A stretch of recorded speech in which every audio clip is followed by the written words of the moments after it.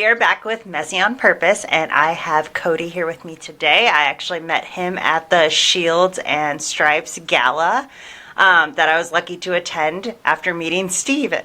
So it was kind of just led into another podcast, right? So Cody, do you want to give a little introduction on yourself, and then we'll kind of dive into some conversation?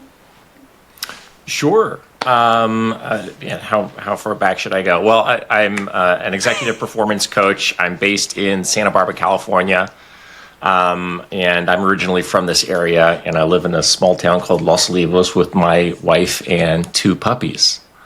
What kind of dogs? Aussie Mountain Doodles and 100% cute. Rascals. Sorry, can't help myself. I'm a huge dog person. So. Oh, I understand. My phone is just full of dog pictures. I wish mine was. My dog doesn't like the camera. Oh, no. Yeah, Shame. she turns away. But sorry, go ahead. Keep going on your introduction. We met at the Shields and Stripes Gala in Vegas, I think a couple months ago, and I'm on the board as the board secretary, and I've been on the board for over a couple years now. The organization is near and dear to my heart. I have a history in special operations. The founder, Steve Nisbet, he and I were actually stationed at the 321st STS. That's a special tactics squadron in Okinawa back in 2010. And we've just kind of stayed in touch since then. Life has taken us very different journeys, but we've kind of come back, and I'm just really excited to support that organization and the great work they're doing. It's pretty incredible what they're doing, because there's a lot of, I was telling, like when I talked to him, we were talking about how like there's so many different veteran like nonprofits, but I don't know what a lot of them even do. Yeah. Whereas like exactly what their mission is and like how they're helping people, which is really cool. Yeah, and that it's an actual treatment modalities. I think going on a hunting trip or a fishing trip for veterans and also first responders is really great, and those programs provide a lot of value. But to really do what it takes to do the deep healing and the real reset on how someone lives their life, it takes a significant intervention, and Shields and Stripes is that significant intervention. Yeah, makes a big difference. I've known a few people that could benefit from a program like that. And I was going through kind of a difficult time a couple of years ago, and I didn't go through the program, but some of their colleagues supported me in going through that, so it makes a big difference. Was it something like that you had to deal with from like trauma from like PTSD, or like what was it that you were kind of working through? Yeah, well, I mean, this fits to Messy on Purpose. It's a brilliant name, and for myself, it makes me a little uncomfortable because I like things to be neat and orderly, and I like to know what I'm getting myself into. And Felicia, at no point in my life has it actually gone how I planned. So life would be perfect. way too easy if it did. Yeah. I've been dealing and managing depression since I was probably 16 years old. I was an exchange student for a year when I was 16. I left middle of my sophomore year of high school to middle of my junior year of high school, and I lived in Japan with a Japanese family, and I was the first white kid at my high school over there. I struggled with the language and fitting in, and then I came back to the States, and I also had a struggle fitting in, and I had just had this eye-opening experience of, being a citizen of the world and seeing all this stuff and having to go through all the stress and pressure of, one, just being 16, and then doing it in a totally foreign place, and then coming back to regular school where people were still interested in what they were interested a year ago. And because of that, I don't know if disparity is the right word, but because of that disconnect, I went into a depressive spell. And that's happened, throughout my life, every, I say, few years or so. And, I mentioned doing the deep healing earlier. I've had to do a lot of work in order to kind of get my hands on the levers and dials of kind of these symptoms and these thoughts and mental states that come up for me.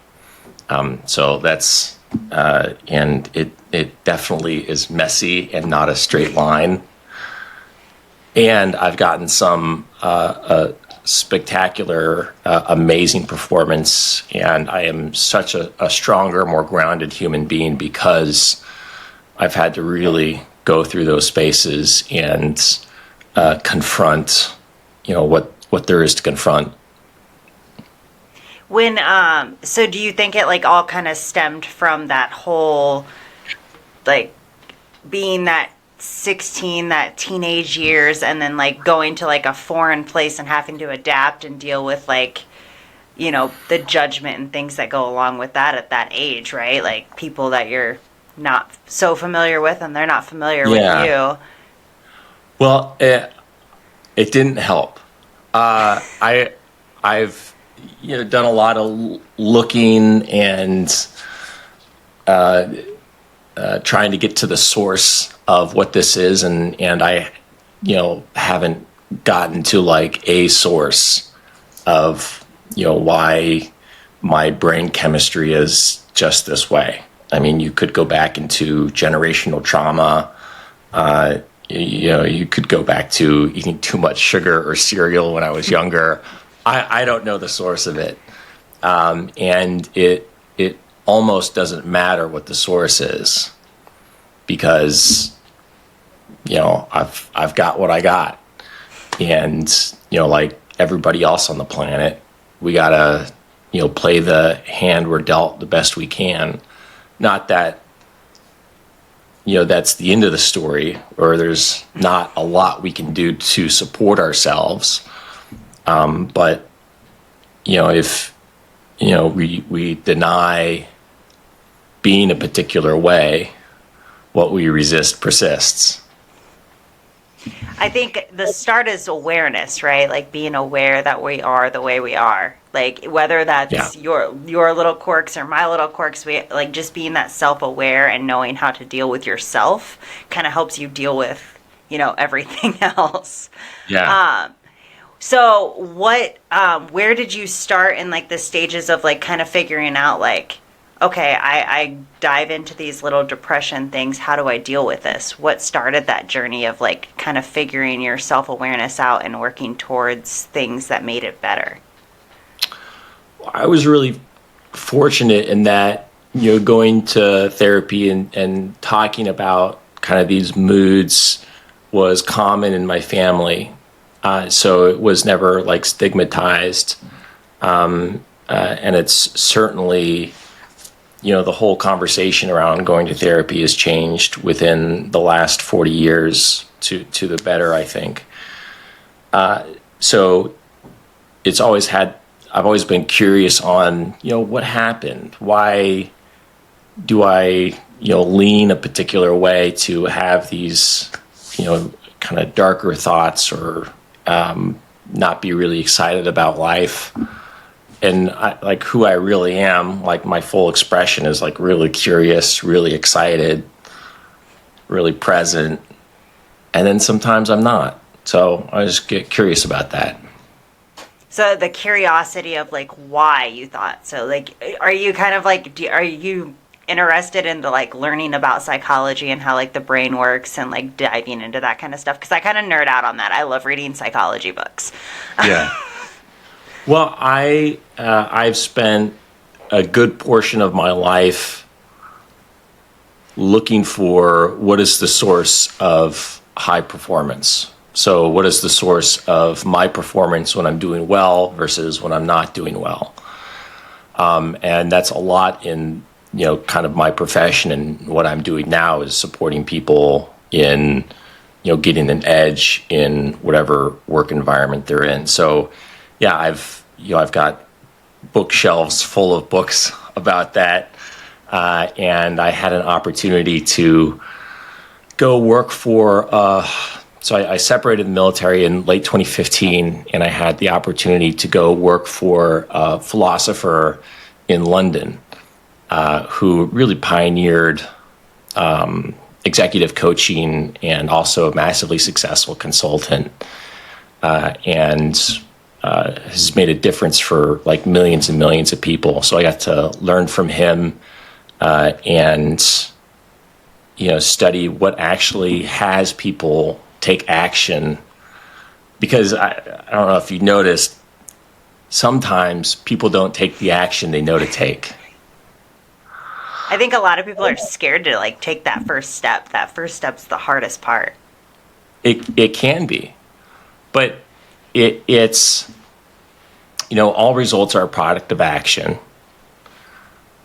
You take an action and you get a result. And the common, what we think that action comes from is from what we know to do. So, I know not to eat really sugary cereal now because I'll get up and down with my mood because of it. And I know drinking a whole lot, doesn't support me. But, I assert that most Americans know how to lose weight. You eat less and exercise more. It's just physics in the body. And knowing that doesn't make any difference to people's actions.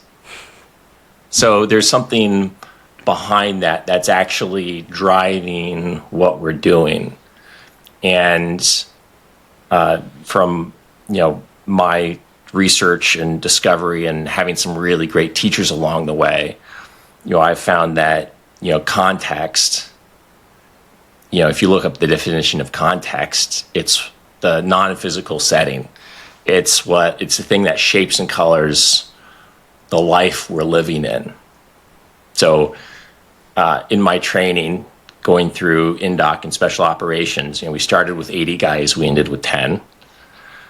And one of the exercises is they bound our feet together and our hands behind our back, and then they pushed us into the deep end of the pool. One context is, oh my God, the instructors are trying to kill me. Totally valid context. And then the other context is the instructors are giving me an opportunity to train to be calm in a stressful situation. Also totally valid context. So the circumstances are the same, but how we're looking at what's happening to us paints the whole picture of how we interact, how we communicate, the actions we take, and therefore the results we're able to produce. So I forget your question, but that's the answer I gave you. It was a good answer. I kind of forgot it too, to be honest. When it comes to learning, what that means to take that action, how have you used what you learned in your own life?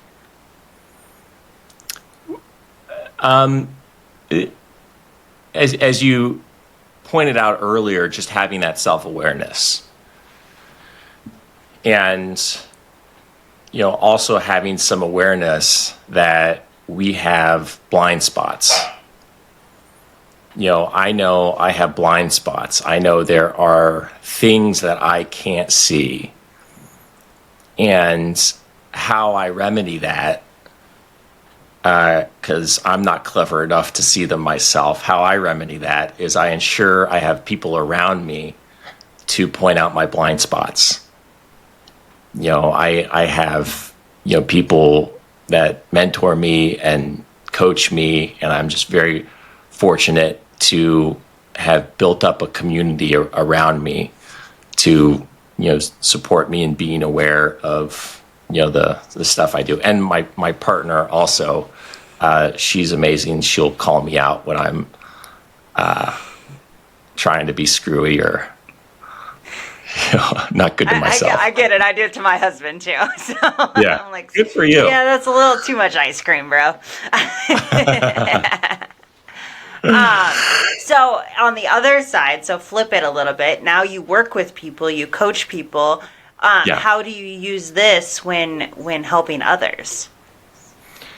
Yeah, great question. Well, how I use it is it's designing an engagement, designing a conversation in order to actually give somebody access to new ways of acting and new ways of being. So what do I mean by access? I can tell you what to do, and that may work or that may not work. Oftentimes it will not work. Even if we pay somebody to do something, that's not a guarantee that they'll actually do it. So it's designing a conversation, and what I do with, whether it's one-on-one executive coaching or, I'm also working with an engineering firm right now. I'll go in and I'll do interviews. And the same as you go and see a doctor, they take, a sample of blood, they take blood pressure, how much you weigh. It's finding out what people are talking about in the organization. What are people worried about? What are conversations that people are not having that you would be expecting them to have? And designing and packaging that as, I give it to them as a report of like, here's the culture of your organization. Here's what you're talking about. Here are your worries. Here are your passions. Here's your weak spots. Here's where you can really get some leverage points. So it's starting with that, again, Felicia, the awareness of what's working, what's not working, that really support people in being open to, maybe hearing something different. Do you ever come across like you have a business or just a single person that you're working with, and you kind of do that evaluation process, and then you realize that they're not going to make a change? No. I haven't yet met somebody where I can't make some sort of difference. There are people who are just like up for it. And then there are some other people who will resist a little bit. But there's, I got a number of tools that I can use to kind of get past people's defenses. And as far as I can tell, I've made a difference with everybody that I've worked with. Sometimes not as much as I would like, but generally, at the end of 6 months, people are not the same people they were 6 months ago. And I would think somebody who's reaching out to you is already serious and ready for a change, right? Like, it's not like you're just cold calling someone and like trying to get them on board. They have some type of interest usually, right? Yeah, and that's one thing. You can't coach somebody that's not open to coaching. That's kind of the first rule. So they got to be open to maybe hearing something new about themselves. They got to be open to taking on a new perspective. And if at some point during the engagement they kind of shut down and they're not open to coaching, then that's a conversation we have. But I love working with people who are operating at a high level, who love what they do and are looking for an edge. and working shoulder to shoulder with them, we get that edge. Do you have like an example of like a situation, maybe generalized, obviously, we don't use names or anything, but like of somebody who was a little bit resistant in the coaching process and like, making a change, and you kind of flipped that, and how you did that? Yeah. So, I just want to make sure when I speak, I don't use any names or specifics. Just say subject to A. I was recently working with someone. He's massively successful at his business, but there was something he needed, an action he needed to take that he was resisting taking. And he was already like really busy and couldn't find the time, but this action would make a significant impact in his future. It would cause him to be a partner in the firm he would be going into. But he just, week after week after week after week, he wouldn't take the action. So I finally, I asked him, is the house on fire? If your house is on fire, you're running to go get the kids and get them out to safety. You're calling the fire department. You're getting a hose. And if anybody's in your way, you shove them out of your way and you're in action about it. It's critical. And, I explained all that to him. And so I asked, is the house on fire regarding this action that you have to take? And he said, no. And so we talked about what life would look like if he never took the action, if he missed the opportunity. We talked about what life would look like and what he would not have out of, continuing to procrastinate. And he started to get it really real for him what this action was and what it made available, until it started to occur like the house was actually on fire for him to take that action. So it's, and Felicia, all that is context. Yeah. So it's having a conversation to change how life, how the circumstances starts to show up for somebody, such that they're like, oh God, yeah, I have to act. Like, you if think anybody it's like gets more bringing it to like reality, like you have this idea, but it's not really reality until you act on it. So is it like kind of that conversation to bring this reality to this idea? Yeah, brilliant. Yeah, it's taking a focused look and actually stepping inside of what life is going to look like without taking the actions to take. And man, doing this work, it actually takes work. This is not like fun stuff. Most life-changing things takes work. Yeah. But like all great things, that are worth your time, it's going to take some work.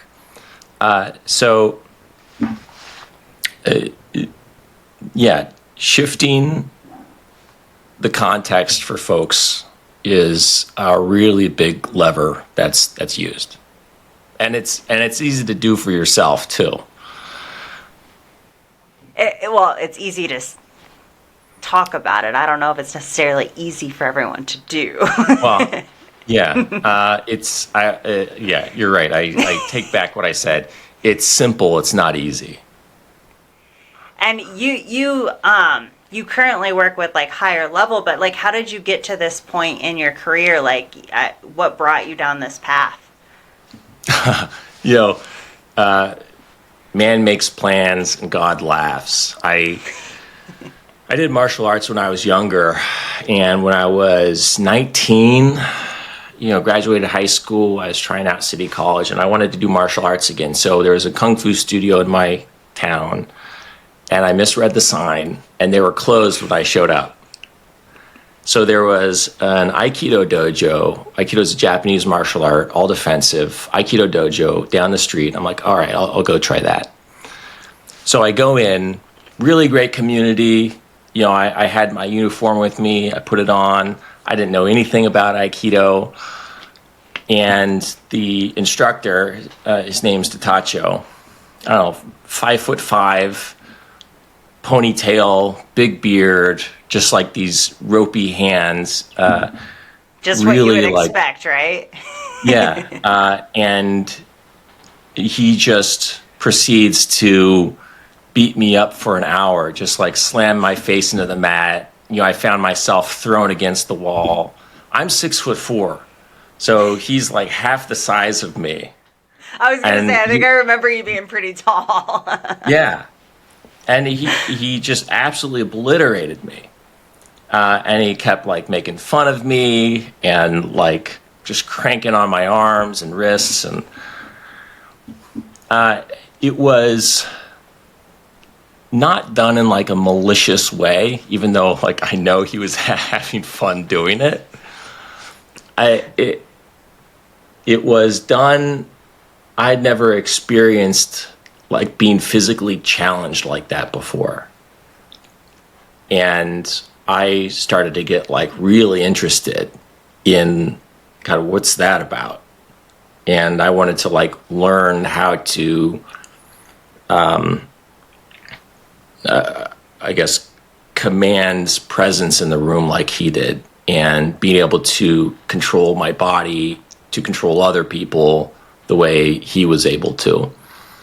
I ended up moving in with him and his family in the mountains.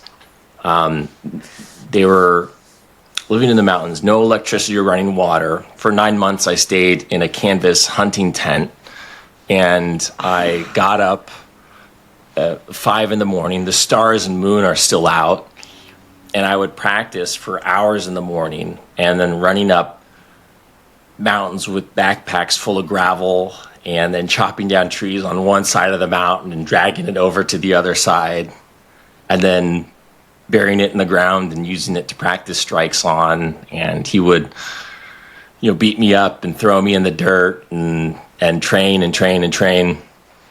Was this before or after the military? This was before the military. Okay. Interesting. Yeah. And it was a life-altering experience for me. I loved the intensity. I loved the drive. I love who I had to become in order to thrive in that sort of environment. Then an opportunity came to go train in Japan for a year. So without knowing anybody in Tokyo, I moved to Tokyo. I met somebody that I just was told he would meet me at the airport, and he reserved a room for me, and I did a course called Senshusei course, and it's a year-long intensive Aikido course. There was about 6 of us training. It was 7 hours a day, 5 days a week, like very hardcore Japanese dojo, trying to knock each other out all day long. No sick days for the entire year. If you were injured, you still had to be there in class, sitting on the side, making the instructors tea in the morning, and then cleaning toilets and locker rooms at the end of the day. It was really intense, like people passing out on the mat, kind of intense. And kind of that whole experience got me interested and sort of catalyzed what I'm doing now. I went into special operations later, and that's just kind of a prepared. Yeah, it was a kind of a continuation of what I had already been doing.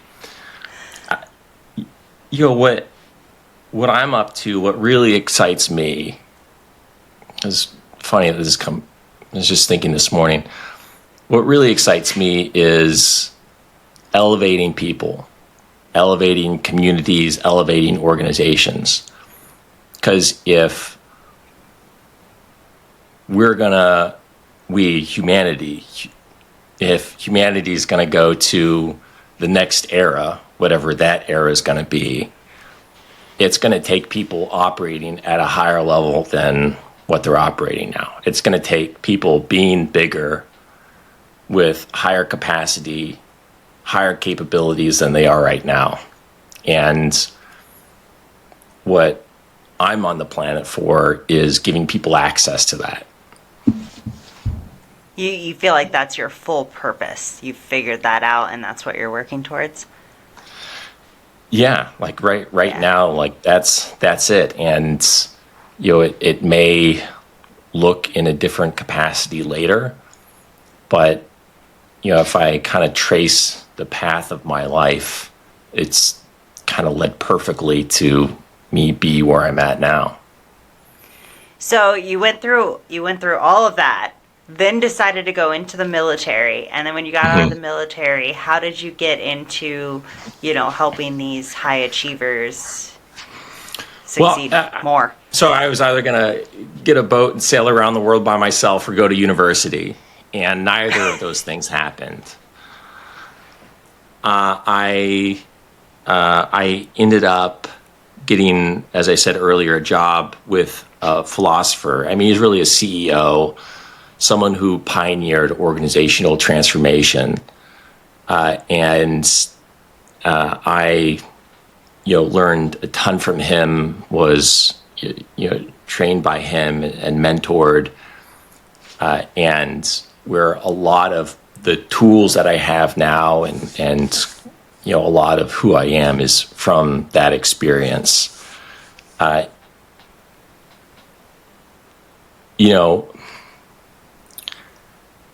It was like working with the force of nature. Someone really clear what worked and what didn't work. And I had to expand who I was, my capabilities and my capacities to match that every day. So I was out in London for 6 years. I met my wife out there. We moved back to the States in 2021. I got a job working for probably the premier organizational transformation company. They've been doing it for 35, 40 years. And I learned a lot there. Got to work at Mayo Clinic, S.E. Johnson, Sierra Nevada, building some strategic assets. I don't know anything about e-commerce implementation or, building aircraft or anything like that.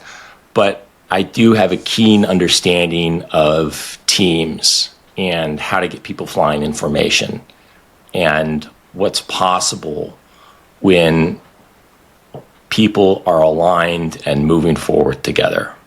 You can make industrial miracles happen with that. Is there a specific system you usually use with these different organizations? Or is this is it subjective to a different system depending on who it is? I don't know about a system. There are certain principles that I use. And one of those principles is, and I think we were talking about this the other day, getting people really clear the kind of environment they're working in. Like what actually constitutes, how the world works. So none of that made any sense, so I'll explain it a little bit.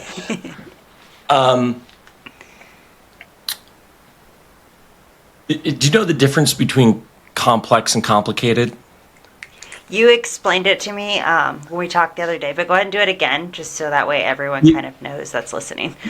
Yes. Yeah, so my watch has complications on it.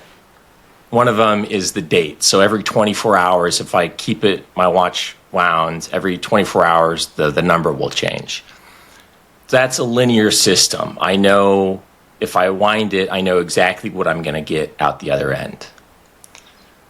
Complex is when there are so many moving parts, and each of those parts, also called actors, each of those actors are making independent decisions, that it's actually impossible to predict what the outcome is going to be. So if I input 5, I get 10 one time, then I input 5 and I get 3,700.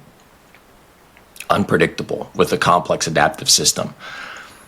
The brain is a complex adaptive system. So many neurons and so many connections, and it adapts to the world around it, that we get this phenomenon happens called emergence, called our personalities, or whatever it is you want to call it.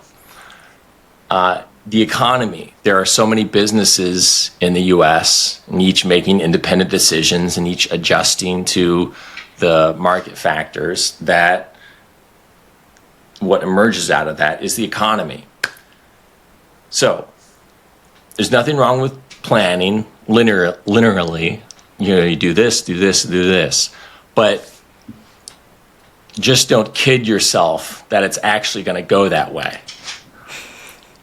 So one principle that I use when I'm working with organizations and strategy is coming up with a set of outcomes. So you could say a set of realities that, if all those realities happen, would allow for the emergence of the future they want to create.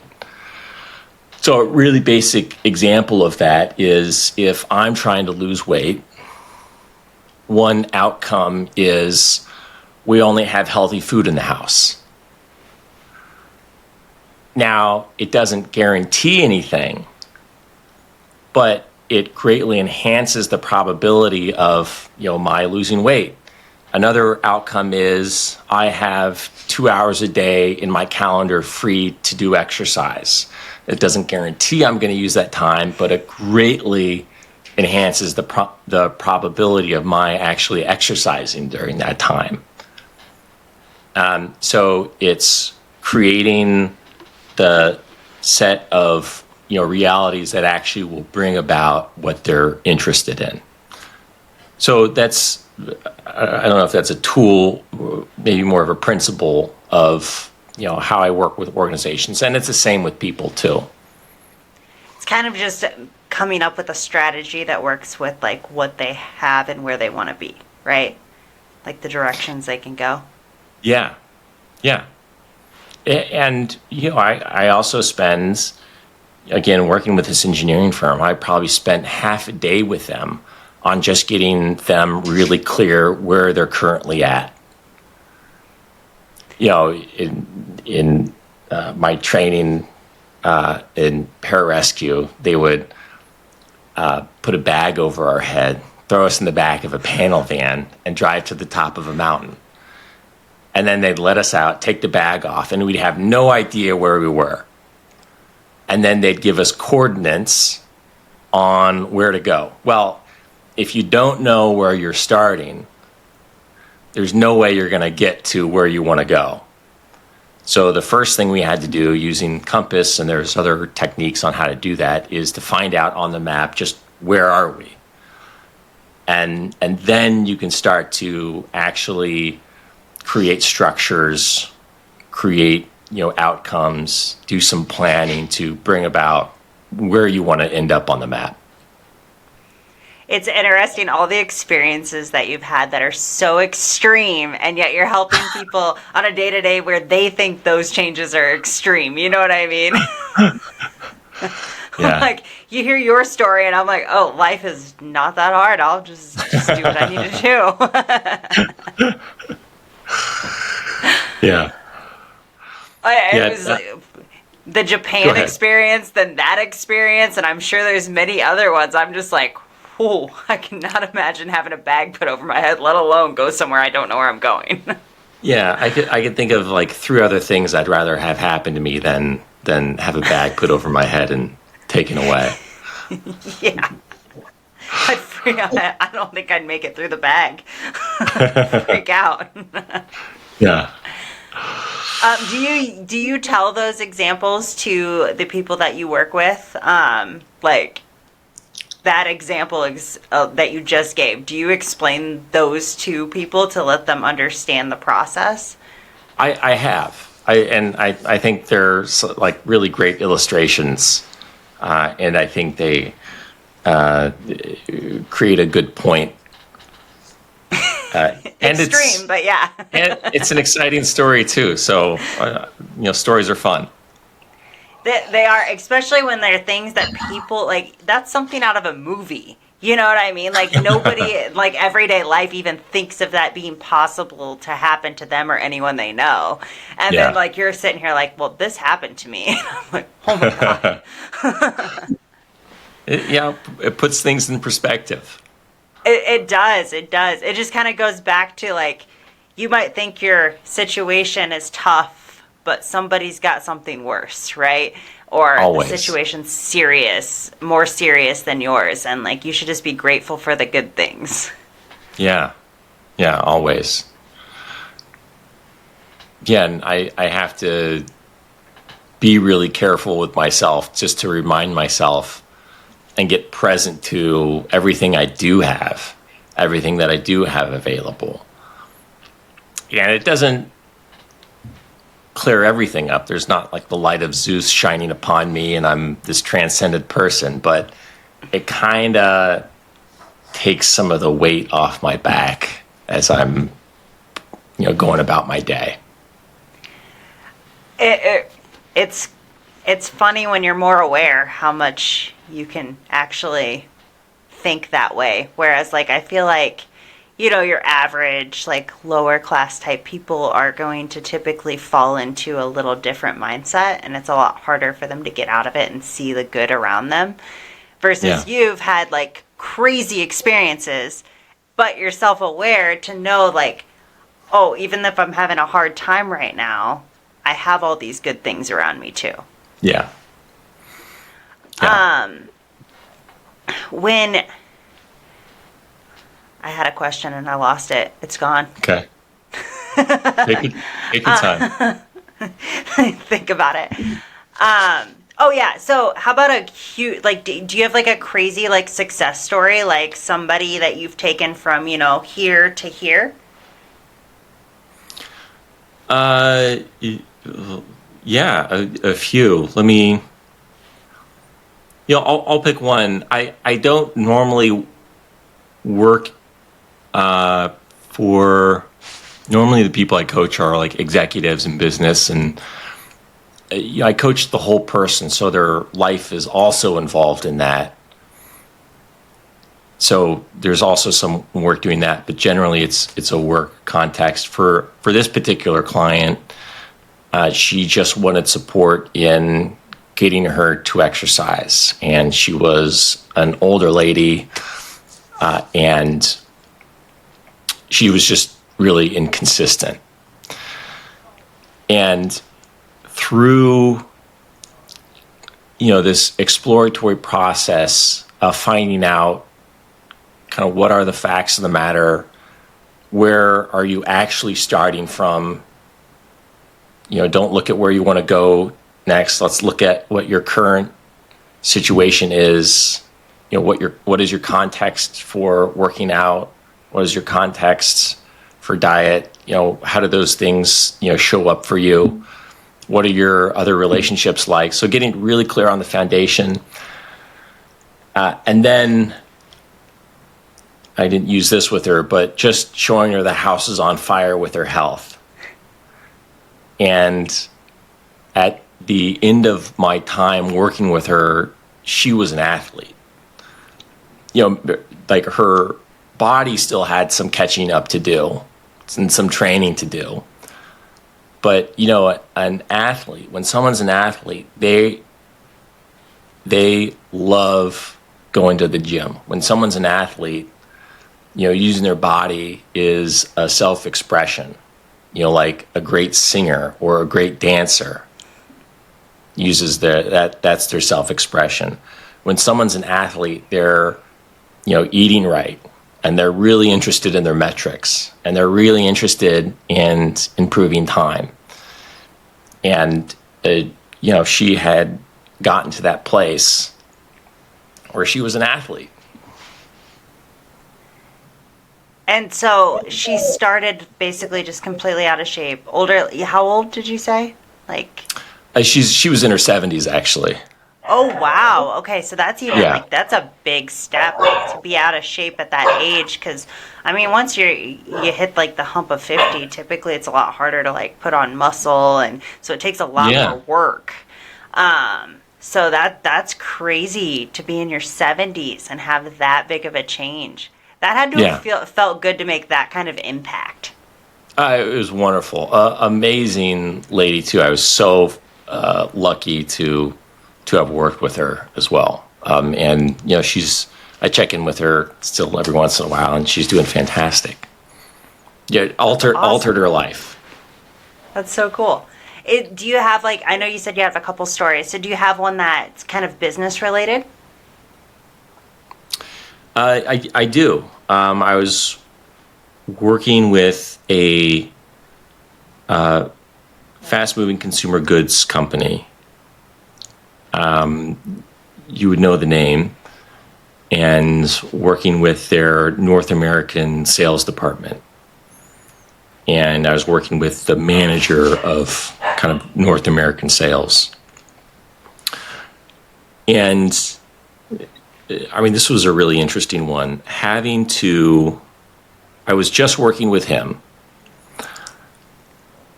and having to, in a sense, work with him so he could work on the whole organization. It's probably not a great way to explain it. It's so he can kind of do the big picture instead of being in the day to day, basically. Yeah. So how do I explain it?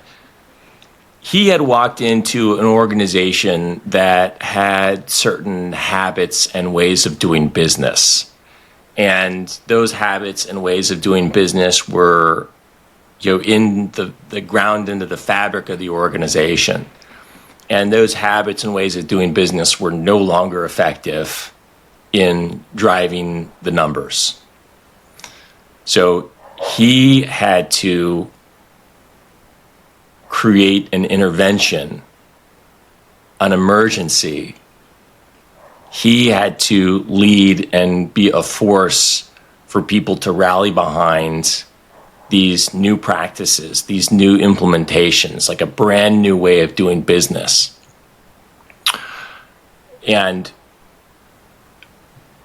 when I started working with him, also just amazing guy. But,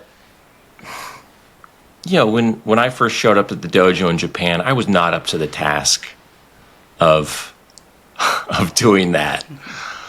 It was training day after day and pressing more and expanding myself and being curious and practice and discipline is huge.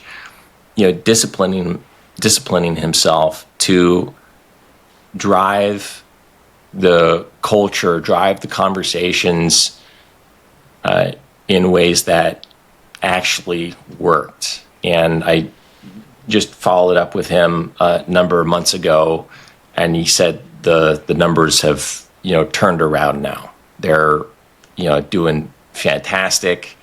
Just the whole organization is different. It just took like the putting in the reps, really, right? Like we're just continuous reps to build that discipline to keep going, and Yeah. eventually it pays off. Sometimes you don't see it for a long time.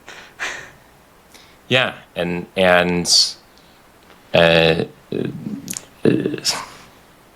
if I could make it happen faster, I could probably charge a lot more money than I'm getting now, and I'd be living in a bigger house. But as far as I can tell, it just takes some work. Takes time. Have you had people get discouraged on how long it takes sometimes? Oh, definitely. Yeah, and given my history of training and having to discipline myself through the many modalities I've had to learn, I absolutely understand that. But, the difference between a master and someone who dabbles is a master stays on the path, and that's it. Someone who dabbles. So what is like the piece of advice that you give somebody who's, they're putting in the reps, but doesn't feel like anything's changed? Everything changes, right? Like every day something's changed, but you don't always see it. It's kind of like working on a fitness goal, right? Like you could take your picture once a week and not like you're not really seeing anything, or daily and you're not really seeing anything, but you take, day 1 and day 30 and look at that, and there's a huge change. So that small process, like while somebody's kind of at day 10 or day 20 and not really noticing anything, what kind of advice do you give them to keep going? What's made a difference for me is getting that all life is climbing the mountain. It's a mountain with no top.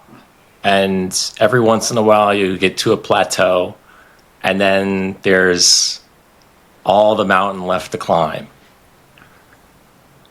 And it's creating for somebody the joy of climbing versus, thinking that someday they'll arrive. And again, it's great to celebrate when you do reach a goal, when you've got, a little ledge to stand on and rest for a little bit. Definitely celebrate that. And then there's more mountain to climb. Well, it's like never ending. Like you said, there's no top, right? You just keep going. Once you hit a goal, you should be making a new one anyways. Yeah. So, someone who wants to, impact their life and their not enjoying the diet, not enjoying the gym, I would, have a conversation with them in how to transform the diet and the gym so it's an opportunity for them, not I need to get to this to, make myself, feel better or feel worthy or some other excuse people think is going to, again, the light of Zeus is going to shine down upon me when I have a six-pack. Not going to happen. The fun part of that is you get to the six-pack and then you got to turn around and gain again so you can look different the next six-pack. Yeah. Yeah. It's an endless process. Yeah. So, is there anything else you want to touch base on? I'm like kind of running out of questions, I think. Yeah. Well, I would encourage everybody to go check out the Shields and Stripes website. It's a phenomenal program. To look us up on LinkedIn and shieldsandstripes.org. You brought that up. Let's talk about that a little bit. So when it comes to being part of Shields and Stripes, what do you do like on the board, and what got you on the board? Because that's always an interesting thing too. How do you end up on a board for a nonprofit? Yeah. When I moved back to the States, I saw what Steve was posting a lot on LinkedIn about Shields and Stripes, and I reached out and said, I'm doing management consulting now, and I'd love just to be of service and support Steve and co-founder Jen and however I could. So we had some calls, and I think I might have supported them with some organizational stuff and putting together some systems and focusing them a little bit on what was going to make, I think, a bigger difference. And I, was just of service for a year, not trying to get anywhere, but just doing it because it was a great cause. And then they were looking to expand the board, and I was invited to join as the board secretary. So I didn't have an intention of going out and joining a board, and it's honestly like a lot of work. And I don't know if it sounds glamorous or not, but it is just doing a lot of the work. So I'm scheduling meetings and following up with people and making sure the organization is legally protected, and we're doing our job as a board to fully support our customers, which are our athletes, the veterans and first responders, and we're continuing that mission in full service of them. And that transition into the board, did you enjoy it more before you were on the board or more on the board?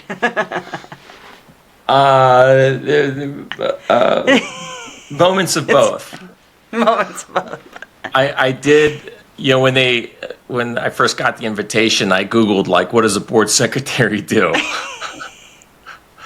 And I've been figuring it out ever since. Well, and it's a growing nonprofit too, right? So I'm sure there's a lot of what can we do with this role as they're adding and expanding. Yeah, and we did 3 programs this year. Phenomenal response from them.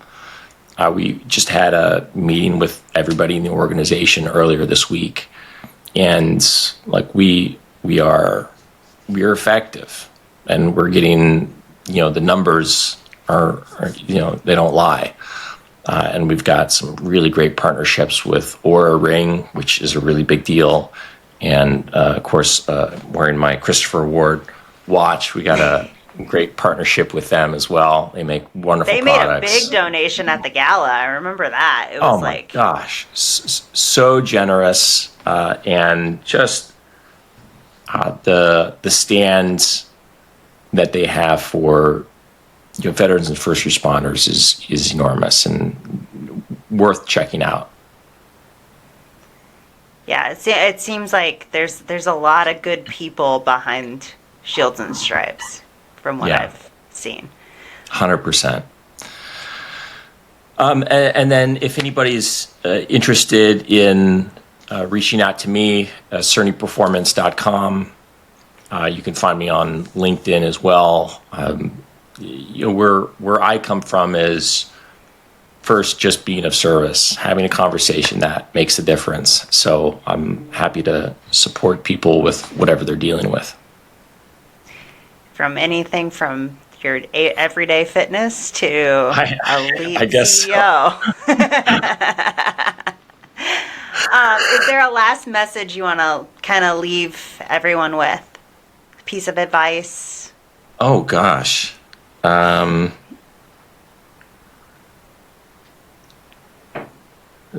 What's something really clever I could say that would have people remember this? I should have let you know before you got on here, huh? So you were prepared. Thanks for the heads up. Look, I would say you and I actually have a lot more to say about the quality of our life than we actually give credit to. We actually we don't have everything to say about the quality of our life, but we got a lot to say about it. And if that's of interest to you, start reading, start discovering, start having more conversations about it. I like that. That was a good piece of on-the-spot advice. Yeah. All right. Well, thank you so much for coming on. If you want to hold up after, I do my bye, okay. We'll chat a little bit about when the episode's coming out and everything. But thank you again for coming on, telling a little bit of your story, giving a lot of advice, and sharing some more about Shields and Stripes. Until next time, guys. Bye.